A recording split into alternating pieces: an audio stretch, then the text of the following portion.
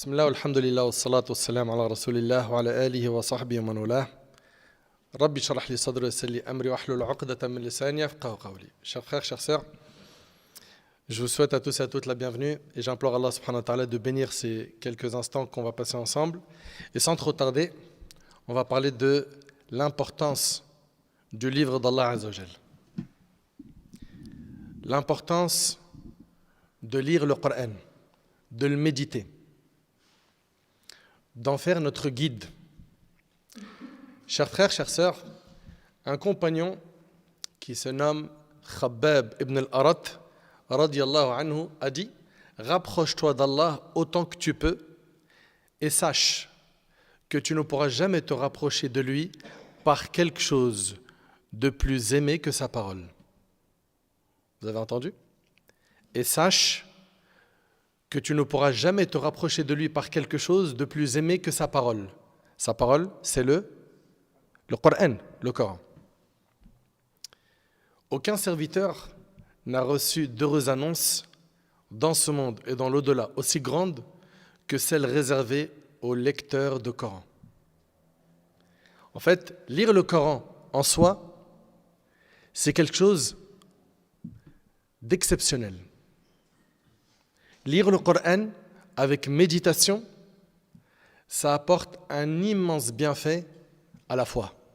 Combien ils sont nombreuses à se dire: j'aimerais être quelqu'un de pieux. La sœur, elle dit: j'aimerais être une pieuse. Le livre d'Allah. Le lire, le méditer, le mettre en pratique. Ça augmente la foi. Toi qui as l'habitude de lire le Coran, réjouis-toi. Réjouis-toi, les anges du tout miséricordieux descendent vers toi. J'aimerais que tu médites avec moi ces heureuses annonces qui se réalisent lorsque l'on récite le Coran. D'après Abu Hurayra radiyallahu anhu, le prophète sallallahu alayhi wa sallam a dit: aucun groupe ne s'est rassemblé dans une maison parmi les maisons d'Allah. Les maisons d'Allah, c'est quoi? Les mosquées. Aucun groupe ne s'est rassemblé dans une maison parmi les maisons d'Allah afin de lire le Coran et l'enseigner entre eux.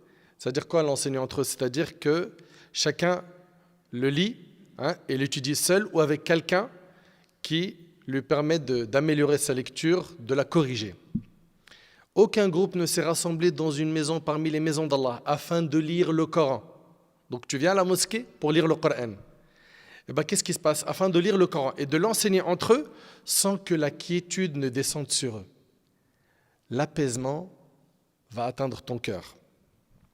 Sans que la miséricorde ne les englobe, sans que les anges ne les entourent et sans qu'Allah ne les mentionne auprès de lui, c'est-à-dire auprès des anges. Et le hadith est rapporté par l'imam Muslim. C'est-à-dire quoi?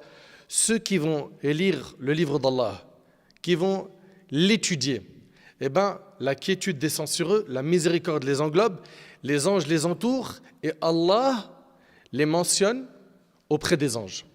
Abu Hurayra radiyallahu anhu, quant à lui, il rapporte: la demeure, donc la maison, s'élargit, certes sur ses habitants, c'est-à-dire qu'elle devient bénie.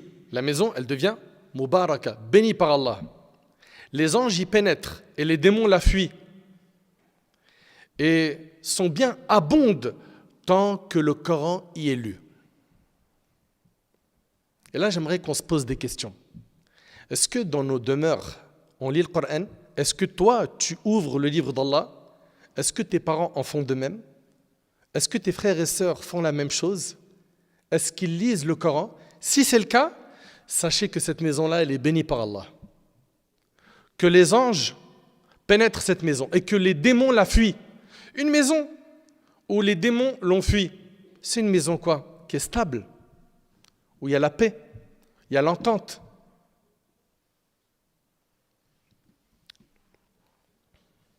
Et certes, la demeure se rétrécit sur ses habitants.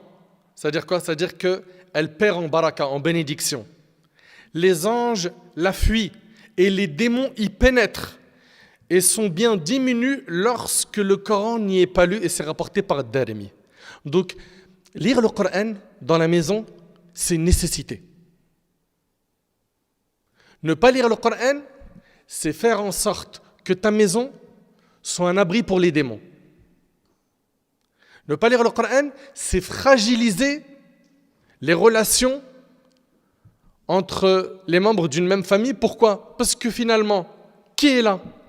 Shayatin, les démons. Donc mes petits frères, mes petites sœurs, s'il vous plaît, barakallahu fikum, gardez un lien étroit avec le Coran. Aujourd'hui, les gens, plus ils ont d'applications, des notifs, plus ils sont heureux. Oh, j'ai reçu un message sur Snap. Tiens, j'ouvre WhatsApp. Tiens, regardons ce qui se passe sur TikTok. Allez, viens, on regarde un petit peu la tendance Twitter, etc. Et on va passer facilement 1 heure, 2 heures, 3 heures, 4 heures, même jusqu'à 6-7 heures de téléphone par jour. Et le livre d'Allah, combien de temps l'as-tu ouvert? En fait, vous savez, le problème c'est quoi? C'est qu'on n'a pas valorisé ce livre. Nous n'avons pas valorisé le livre d'Allah. Et d'après Aïcha radiallahu anha, le prophète sallallahu alayhi wa sallam a dit: faites une partie de vos prières, c'est-à-dire de vos prières surrogatoires, dans vos maisons. La prière obligatoire, efforce-toi de faire le nécessaire pour que ce soit la mosquée. Et les prières surrogatoires, il faut que tu en aies une part chez toi. Il dit alayhi salatu wassalam, faites une partie de vos prières dans vos maisons et ne faites pas de vos maisons des tombes. Et ne faites pas de vos maisons des tombes. Les tombes, c'est là où il n'y a ni prière, ni récitation de Coran, il n'y a pas d'évocation d'Allah. Il nous est demandé, nous, musulmans, de faire en sorte que notre maison ne soit pas comme les tombes. Et j'aimerais vous poser une question. Quand vous rentrez chez vous, qu'est-ce que vous écoutez chez vous? Que vos frères, vos sœurs, vos parents mettent sur une tablette, un ordi, la télé, le smartphone, des clips, des chansons, des films, des infos en boucle, le Coran. Posez-vous des questions. Qu'est-ce que vous écoutez quand vous rentrez? Et vous-même, qu'est-ce que vous aimez écouter? Et pourquoi? Si vous aimez écouter le Coran, sachez que à chaque fois que vous écoutez le Coran, vous avez des bonnes actions. Oui, mais mon frère, je ne le comprends pas. Tu es quand même récompensé. Subhanallah. C'est immense. Et notre bien-aimé alayhi salatu wassalam a dit, écoutez bien s'il vous plaît, dans la suite du hadith, le hadith il est rapporté par As-Sarraj et il est authentifié par l'imam Zahabi dans Sir A'lam al-Nubala. Dans la suite du hadith, quand il a dit alayhi sallam, faites une partie de vos prières dans vos maisons et ne faites pas de vos maisons des tombes.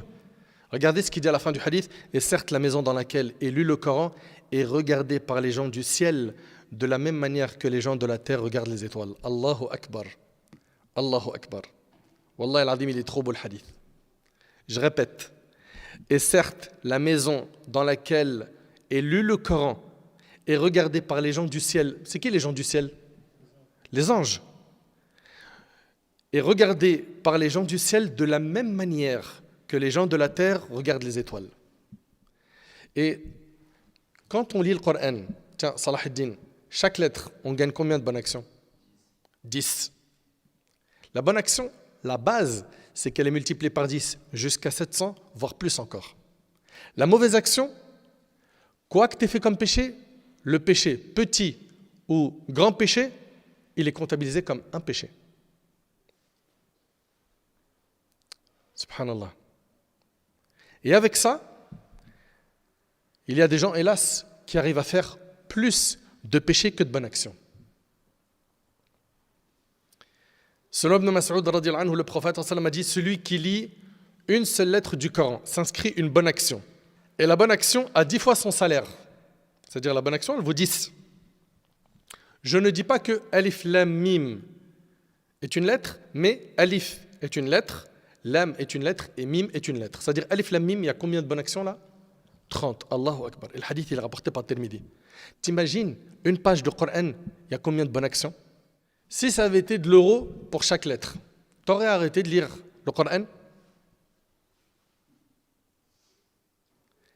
Et là, quand on parle du paradis éternel, mais il faut un lourd bagage pour pouvoir avoir cette récompense. Le prophète a dit, la marchandise d'Allah vaut cher, la marchandise d'Allah, c'est le paradis.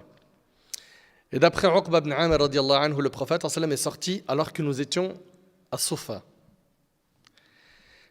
Les gens de Sofa étaient des gens très pauvres qui vivaient dans la cour de la mosquée du prophète à Médine car ils n'avaient aucun logement. D'après Uqba ibn Amir, radiyallahu anhu, le prophète est sorti alors que nous étions à Sofa.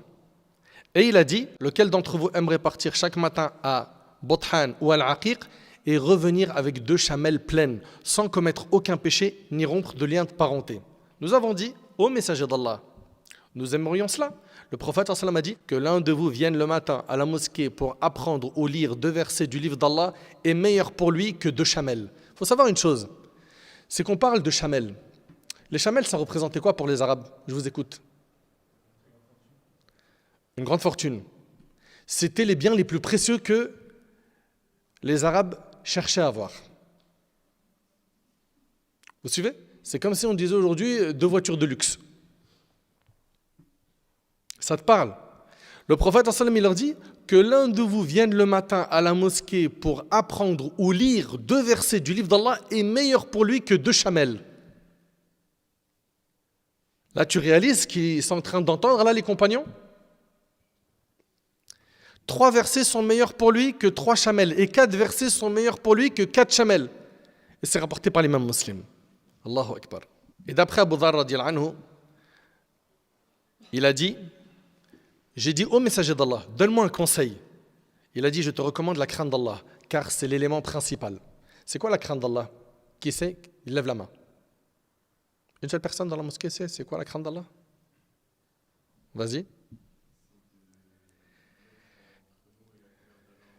Mettre entre nous et la colère d'Allah un mur. Là-bas, la jeunesse, la crainte d'Allah. On est d'accord qu'il faut craindre Allah, oui ou non? Très bien. C'est quoi la crainte d'Allah? Ayman?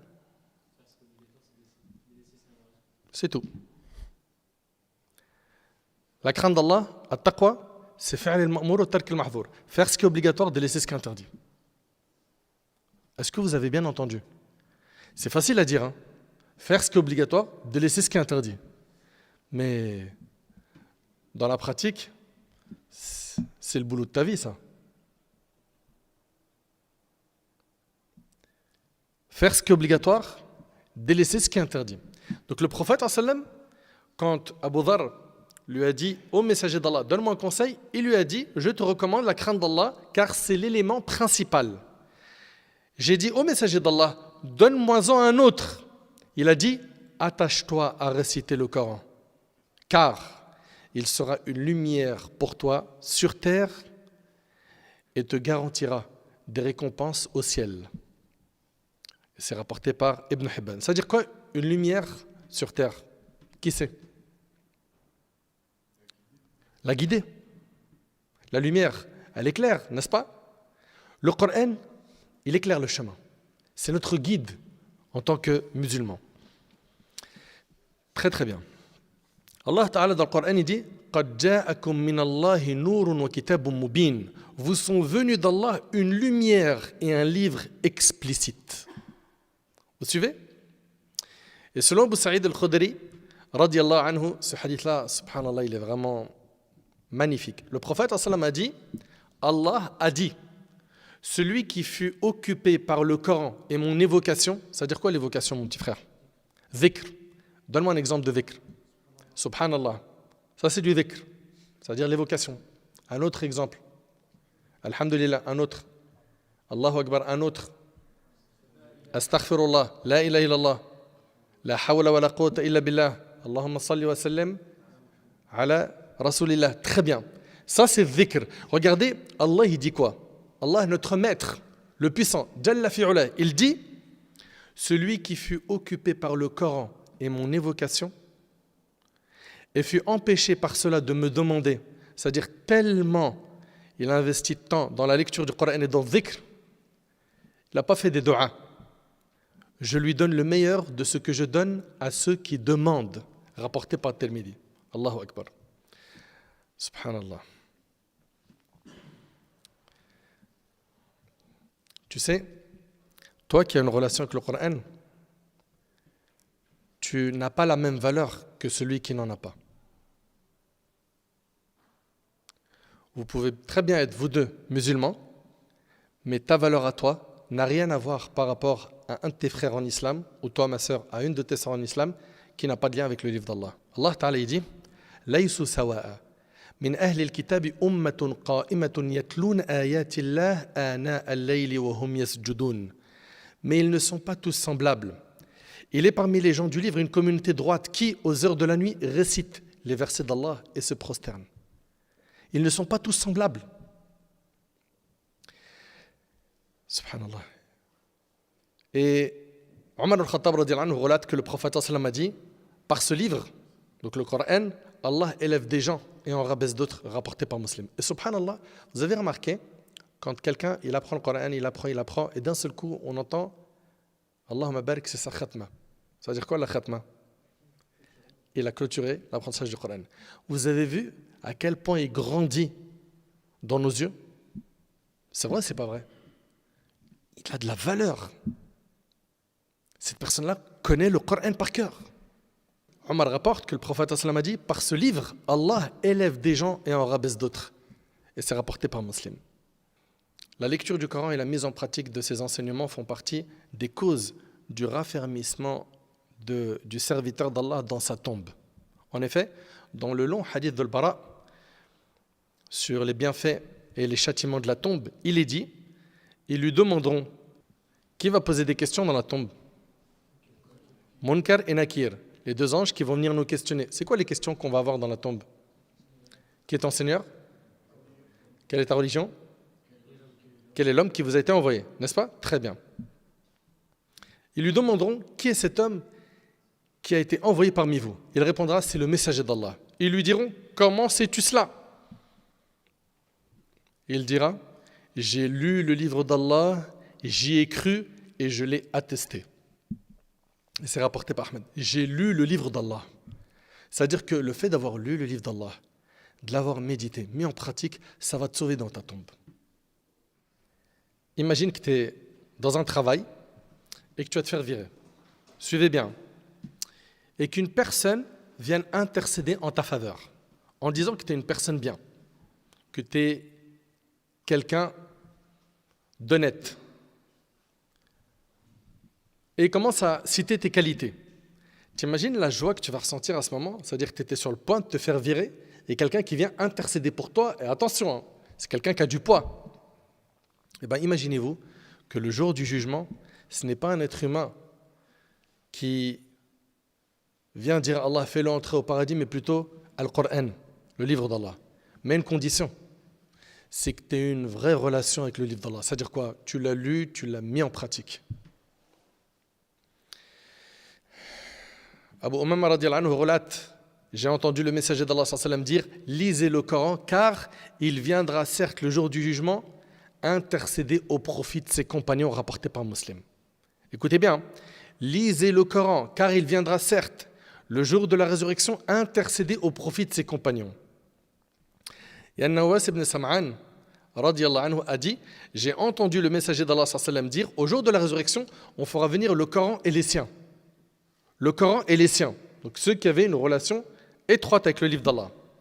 Ceux qui le mettaient en application dans ce monde. Vous entendez ce qu'il dit le prophète sallam? On fera venir le Coran et les siens, ceux qui le mettaient en application dans ce bas monde. Il sera devancé par les sourates Al-Baqarah et Al-Imran, qui plaideront en faveur de leurs compagnons rapportés par Muslim. Al-Baqarah et Al-Imran viendront intercéder en faveur de ceux qui les lisaient et appliquaient leurs principes. On comprend que celui qui mange riba, il ne pratique pas ce qu'Allah a interdit dans Surat Al-Baqarah. Donc pour pouvoir gagner l'intercession de Surat Al-Baqarah et Al-Imran le jour du jugement, il faut les mettre en pratique. Plus tu vas lire et mettre en pratique le livre d'Allah, plus tu vas monter en degré fil Jannah. D'après Abdullah ibn Amr radiyallahu anhu, le prophète a dit, il sera dit au lecteur du Coran, au lecteur du Coran. Mais c'est qui exactement ce lecteur du Coran? C'est celui qui lit et met en pratique le Coran, récite et monte et psalmodie comme tu le faisais dans la vie d'ici-bas, car certes ta demeure sera au dernier verset que tu réciteras. Le Coran est à l'image de l'escalier du paradis. Là, il est fort possible que tu te dises, ces textes-là, ils sont magnifiques. Mais finalement, concrètement, comment moi je peux faire pour entretenir un lien solide avec le Coran? La première des choses, j'aimerais que tu réfléchisses à celui qui a reçu le Coran. C'est qui? Muhammad ibn Abdullah, Rasulullah sallallahu alayhi wa sallam. Notre bien-aimé alayhi salatu wa sallam, lui qui a reçu le Coran, était quelqu'un qui avait un lien très fort avec le livre d'Allah. Voyons ce qu'il a fait pour justement faire comme lui. La première chose, c'est que le prophète sallam, il faisait des invocations. Qu'est-ce qu'il disait? Allahumma ij'al al-Qur'ana rabi'a qalbi wa noura sadri wa jila'a huzni wa dhahaba hammi. Oh Allah, fais du Coran le printemps de mon cœur, la lumière de ma poitrine, la dissipation de ma tristesse et la fin de mes soucis. Donc le prophète sallam, il a invoqué Allah tabaraka wa ta'ala. Pourquoi?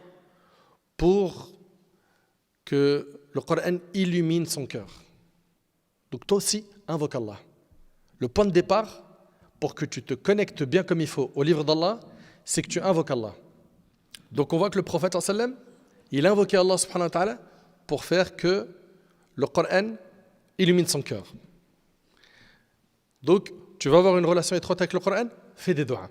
D'accord? Invoque Allah. 2. Prendre conscience de la grandeur du noble Coran, qui est la parole d'Allah, qui contient ses commandements, ses interdictions. Prends conscience qu'il s'agit de la parole d'Allah.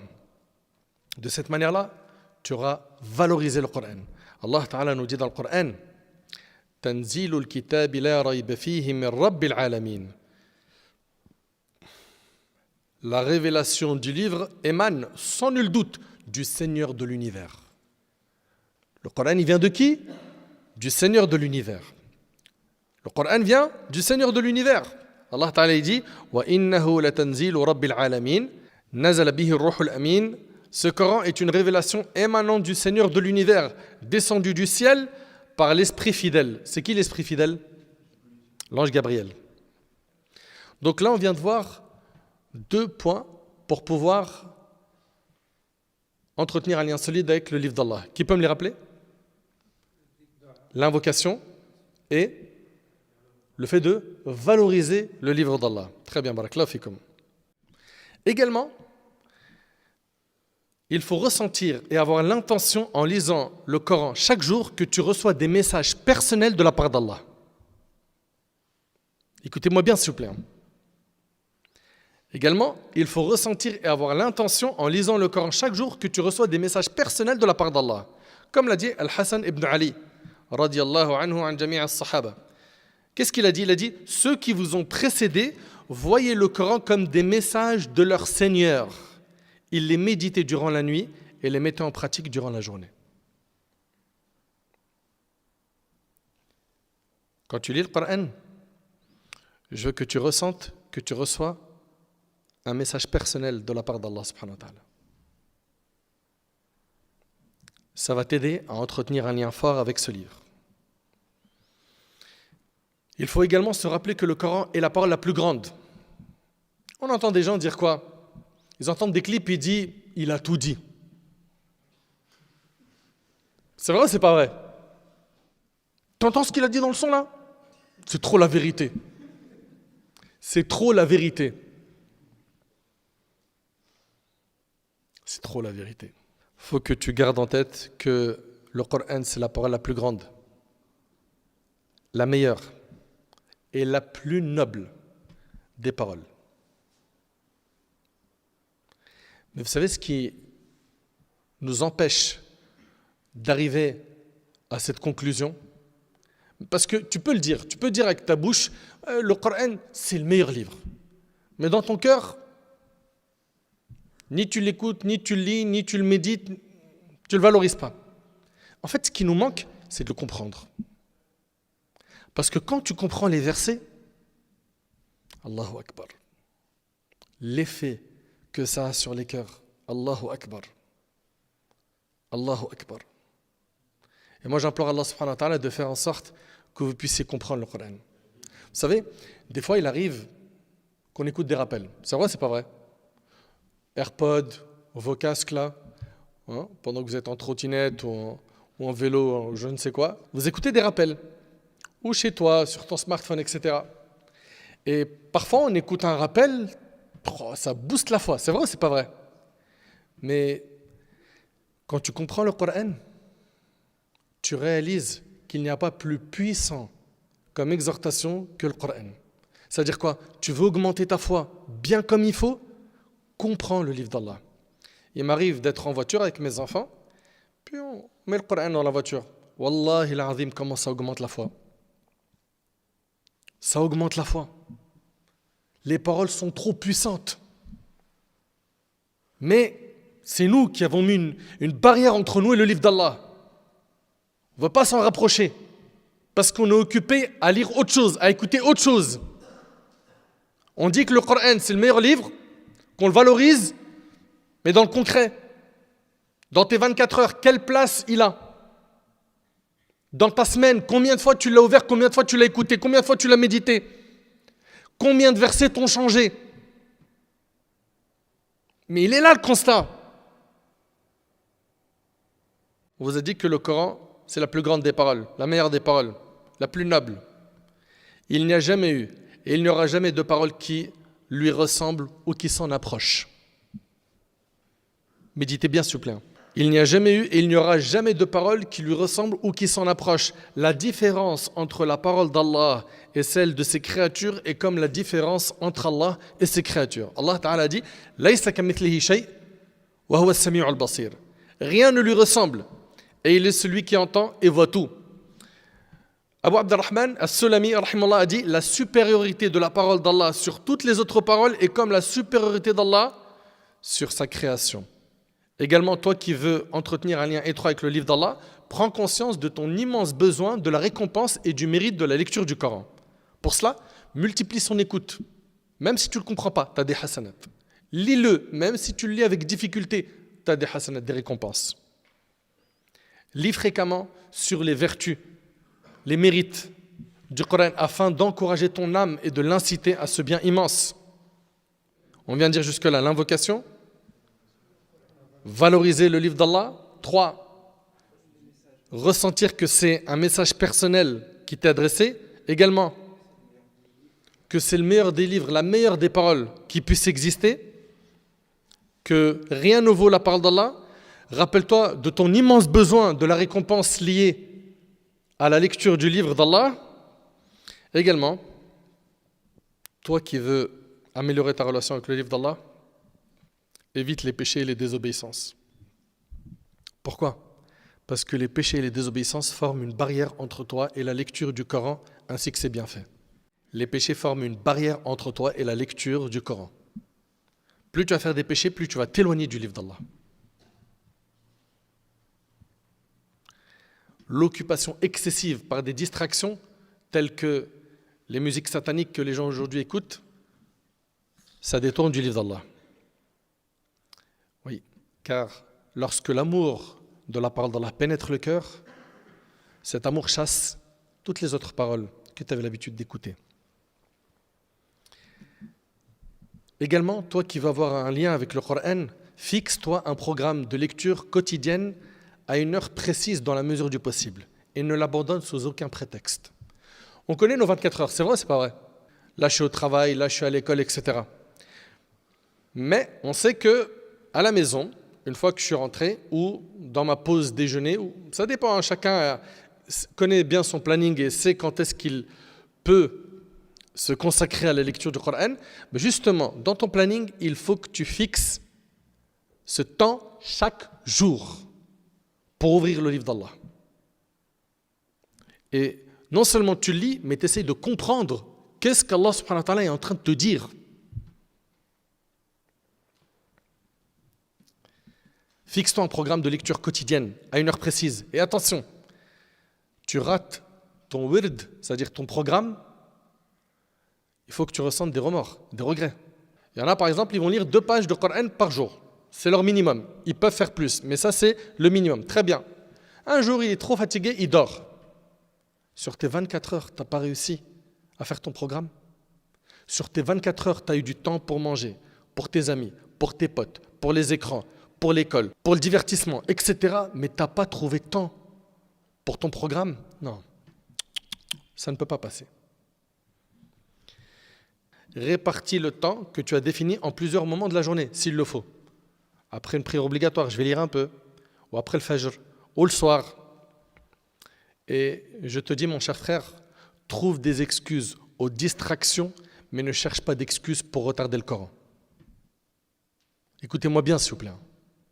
Parce que le divertissement, le jeu, les loisirs, ça, on leur donne leurs droits. Mais le livre d'Allah, c'est là où on va quoi? Se chercher des excuses. Eh bien, trouve des excuses aux distractions, mais ne cherche pas d'excuses pour retarder le Coran. Prends exemple sur ceux qui ont une ambition élevée. Urwa ibn Zubayr, radiyallahu anhu, c'est un parmi nos pieux prédécesseurs. Alors qu'il fut atteint d'une gangrène nécessitant l'amputation de sa jambe, cela ne l'a pas empêché de réciter son passage quotidien du Coran cette nuit-là. Donc, respecte ton wird, d'accord, ton programme que tu as chaque jour. Aussi, il faut que tu aies des exemples forts dans l'attachement au Coran pour que tu puisses suivre ces modèles. Si tu regardes comment étaient les pieux prédécesseurs et leur attachement au livre d'Allah, tu verras que ça va te motiver à faire comme eux. Si tu as une bonne fréquentation qui donne beaucoup de temps au livre d'Allah, tu vas également donner du temps au livre d'Allah. On a demandé à Nafi', c'était l'esclave d'Abdullah ibn Omar. Que faisait Ibn Omar chez lui? Il a répondu, vous ne pourrez pas faire ce qu'il faisait. Il faisait ses ablutions avant chaque prière et lisait le Coran entre ses ablutions et sa prière. Et inutile d'aller loin. Là, vous allez me dire, mais mon frère, tu es en train de parler des compagnons, les pieux prédécesseurs. Pour nous, ça, c'est trop haut. À notre époque, il y a eu des savants, rahimahumullah, et je vous ai mis ici 3 petites histoires et c'est avec ça qu'on va terminer, Inch'Allah. Et je vous demande de les méditer. Il s'agit de gens de science, des savants contemporains. On va commencer par Cheikh Abdullah ibn Abdurrahman al-Ghudayyan, rahimahullah. C'est un membre du Conseil des grands savants, de l'Ajna Da'ima, en Arabie Saoudite. Il est décrit par l'un de ses fils, un jour je voyageais en voiture avec le cheikh en direction de Taïf. Taïf, c'est une ville pas très loin de la Mecque. Dès que nous avons quitté la ville, il a commencé à réciter le Coran, en commençant par la sourate la Fatiha. Lorsque nous sommes arrivés à Taïf, il était à la fin de sa khatma. Il avait récité le Coran en entier de sa tête. Après environ 7 ou 8 heures de récitation continue. Les gens qui aiment le Coran prend énormément de place dans leur vie. Il y a aussi un cheikh, rahimahullah, un cheikh Salih ibn Ali al-Ghassoun, membre du Conseil des grands savants. Là, on parle de gens contemporains. Cheikh Abdullah ibn Abdurrahman al-Ghudayyan, il est mort en 1431 de l'Hégire. Cheikh Salih ibn Ali al-Ghassoun, lui, il est mort en 1419. Il est décrit par ses élèves en ces termes. Il récitait le Coran dès que l'occasion se présentait, même pour un court instant. Il le lisait entre le moment où il descendait de sa voiture et entrait chez lui. Il récitait aussi lors de ses visites aux gens. Plus étonnant encore, lorsque je lui lisais certains textes chez lui, si je me levais pour aller chercher quelque chose, je l'entendais réciter le Coran jusqu'à mon retour. Allahu Akbar. Vous entendez? Il répétait souvent cette phrase, « Je veux que le Coran soit mon compagnon dans la tombe ». Le cheikh Salih ibn Abdelaziz ibn Hilal, rahimahullah, juge à Riyad. Il est décédé en l'an 1421 de l'Hégire. Il a mémorisé le Coran à l'âge de 15 ans. Il avait un amour profond pour la récitation du Coran, de jour comme de nuit. Et il était connu parmi les gens pour sa grande patience et sa sagesse. Et un fait remarquable à son sujet. Un jour, il frappe à la porte de sa maison, chez lui, pour que sa famille lui ouvre. Mais ils ne l'ont pas entendu. Au lieu de s'impatienter, il s'assit sur le seuil de la porte et récita 6 juz du Coran. Un juz, c'est combien de pages? 20. C'est-à-dire, il en a récité combien? 120 pages. Allahu Akbar. Enfin, mes frères, mes sœurs, si on veut le succès sur terre et dans l'au-delà, réconcilions-nous avec le livre d'Allah subhanahu wa ta'ala. Faisons le nécessaire pour valoriser ce livre. Lisons-le, méditons-le, mettons-le en pratique. J'implore Allah subhanahu wa ta'ala de me faciliter ainsi que vous de mettre en pratique le contenu de cette conférence. هذا والله أعلم سبحانك اللهم بحمدك أشهد أن لا إله إلا أنت أستغفرك وأتوب إليك وآخر دعوانا الحمد لله رب العالمين.